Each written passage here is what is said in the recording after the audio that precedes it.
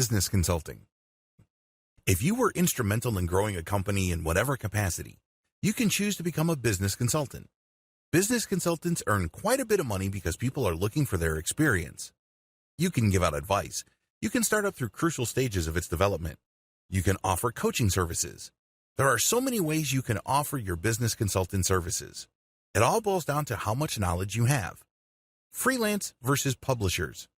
The big factor to consider if you're thinking of becoming an online business consultant really boils down to delivery. Usually when people think of consulting, they think of somebody who physically shows up, talks to certain people, and then comes up with some sort of report.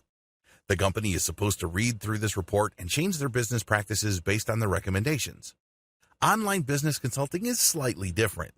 Basically, you send out questionnaires and you then come up with a final report which you email to your client. But that's just one way of doing things.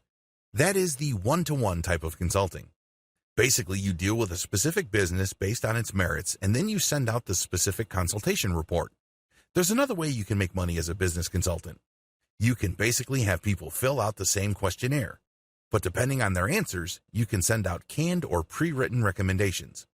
The great thing about this is you work once, but you make money many times over. How come? You wrote the recommendations once.